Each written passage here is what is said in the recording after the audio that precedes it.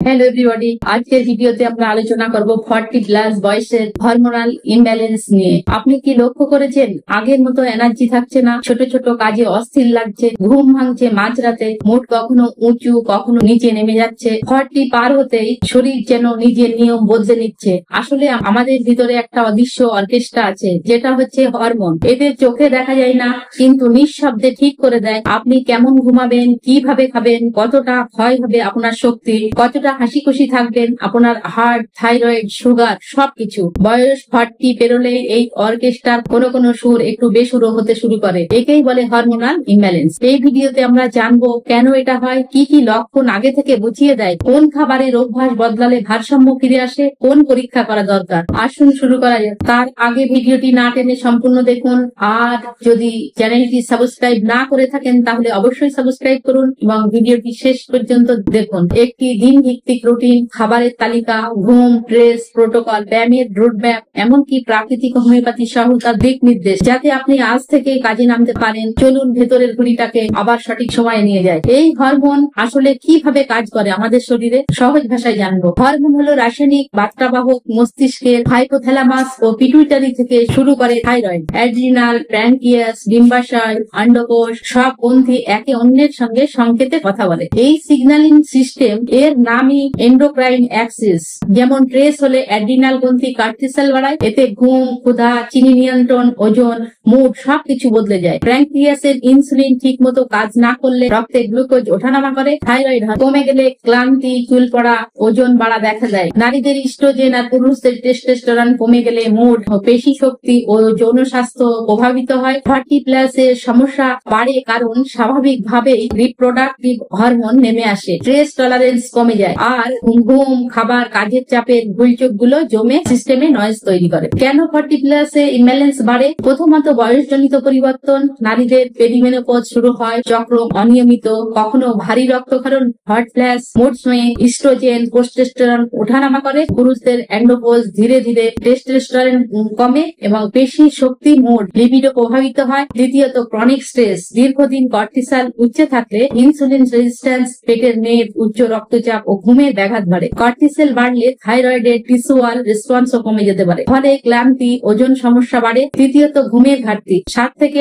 8 ঘন্টার নিচে, বিশেষত রাত 11টার পর নিয়মিত ঘুমাতে যাওয়া। চতুর্থত খাদ্যাভ্যাস। রিফাইন্ড কার্ব, অতিরিক্ত চিনি, তেলে ভাজা, প্যাকেটজাত স্ন্যাক্স, কৃত্রিম ট্রান্স ফ্যাট, ইনসুলিন ও লিপিড ও গাট মাইক্রোবায়োমকে নষ্ট করে। পঞ্চমত ওজন ও পেটের মেদ। অতিরিক্ত চর্বি, বিশেষ করে ভিসারাল ফ্যাট থেকে ইস্ট্রোজেন লাইক সিগন্যাল বেড়ে হরমোন ভারসাম্য বিঘ্নিত হয়। ষষ্ঠত এন্ডোক্রাইন ডিসরাপ্ট। প্লাস্টিক বোতল ও কন্টেইনার অর্থাৎ বিপিএ, কিছু প্রসাধনী ও কীটনাশক দীর্ঘমেয়াদে হরমোনাল সিগন্যালিং নষ্ট করতে পারে। আবার আছে ধূমপান, অ্যালকোহল, ভিটামিন, মিনারেলের ঘাটতি, বিশেষত ডি ও B12, ম্যাগনেসিয়াম। তাহলে এর কারণগুলো যেমন শরীর সহজেই ক্লান্তি ও সকালে স্লো স্টার্ট, ব্যথা বেদনা, মাথা ঝিমঝিম, চুল পড়া, ত্বক শুষ্ক, গরম ঠান্ডা, সহ্য শক্তি কমা, পেশি কমে যাওয়া, পেটের মেদ জমা, মন, মুড সুইং, খিটখিটে ভাব, উদ্বেগ, অস্থিরতা, মনোযোগ কমে যাওয়া, মোটিভেশন ড্রপ, যৌনিচ্ছার হ্রাস, মেটাবলিজম, ওজন সহজেই বাড়া, ইনসুলিন রেজিস্ট্যান্সের লক্ষণ, খিদে তাড়াতাড়ি পায়, মিষ্টি খেতে লোভ লাগে,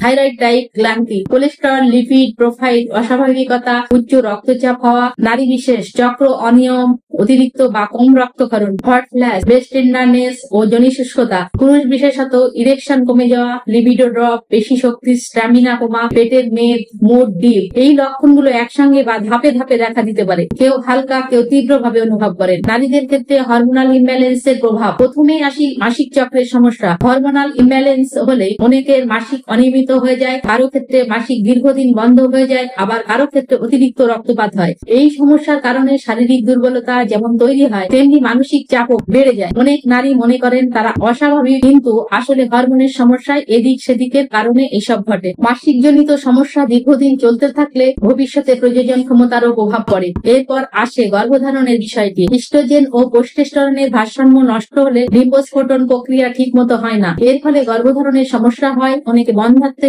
ভুগতে থাকেন। যারা গর্ভবতী হন তাদের ক্ষেত্রে হরমোনাল সমস্যার কারণ গর্ভপাতের ঝুঁকি বেড়ে যায়। তাই সন্তান জন্মদানের ক্ষমতার সঙ্গে সরাসরি সম্পর্কিত হরমোনাল ইমব্যালেন্সকে হালকা করে দেখার সুযোগ নেই। শুধু প্রয়োজন নয়, ত্বক ও চুলের এর প্রভাব স্পষ্টভাবে বোঝা যায়। অনেক সময় শরীরের অতিরিক্ত এন্ড্রোজেন হরমোন তৈরি ঘাটতি হলে মুখে বা শরীরের অস্বাভাবিক লোম গজায়, কারো মুখে ব্রণ বের হয়, আবার কারো মাথা চুল পড়তে থাকে দ্রুত। অনেক নারী এই সমস্যাটাকে শুধু বাহ্যিকভাবেই দেখে থাকেন। এর হরমোনাল ইমব্যালেন্স এর ব্যাপারে নারীদের ক্ষেত্রে আরেকটু গভীর ভাবে যাওয়া যাক। নারীদের হরমোনের ভারসাম্য ঠিক না থাকলে সবচেয়ে আগে প্রভাব পড়ে প্রজনন অঙ্গের উপর। জনিক চুলকানি তার একটি সাধারণ কিন্তু অস্বাভাবিক অস্বস্তিকর লক্ষণ। সাধারণত ইস্ট্রোজেন নামের হরমোন যোনিপথকে সুস্থ ও আর্দ্র রাখে। এটি যোনির ভেতরে প্রাকৃতিক লুব্রিকেশন তৈরি করে, যোনির আস্তরণকে মসৃণ রাখে এবং প্রাকৃতিকভাবে ব্যাকটেরিয়ার সংক্রমণ থেকে রক্ষা করে। কিন্তু যখন শরীরের ইস্ট্রোজেনের পরিমাণ কমে যায়, বিশেষ করে হরমোনাল ইমব্যালেন্সের কারণে, তখন যোনি শুষ্ক হতে শুরু করে। শুষ্কতা থেকে দেখা যায় অস্বস্তি, জ্বালা,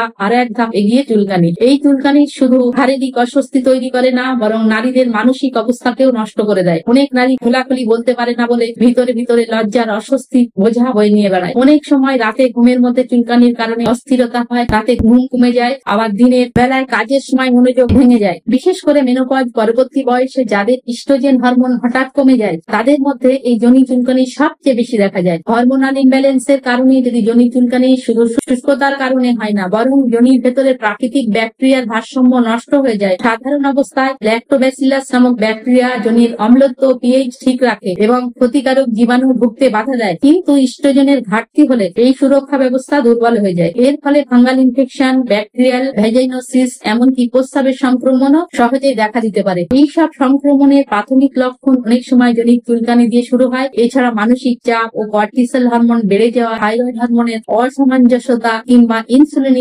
ইনসুলিনের সমস্যা থাকলেও শরীরের এক ধরনের হরমোনাল গোলমাল তৈরি হয়। এই অবস্থাকে যোনির টিস্যু দুর্বল হয়ে যায় এবং স্নায়ু সংবেদনশীলতা বেড়ে যায়, যার ফলাফল হিসেবে চুলকানি ও জ্বালা স্পষ্টভাবে অনুভব হয়। সব থেকে বড় কথা, এই ধরনের চুলকানি নারীর দাম্পত্য জীবনের উপর নেতিবাচক প্রভাব ফেলে। যৌন ইচ্ছা শক্তি কমে যায়, অনেক সময় সম্পর্কে দূরত্ব তৈরি হয়। তাই যোনি চুলকানির সামান্য সমস্যা ভেবে এড়িয়ে যাওয়া উচিত নয়, বিশেষ করে যদি তার মূল কারণ হরমোনাল ইমব্যালেন্স হয়। প্রথম কথা, যে কোনো ঔষধ সম্পূর্ণভাবে শুরু করার আগে যোগ্য চিকিৎসকের পরামর্শ অপরিহার্য।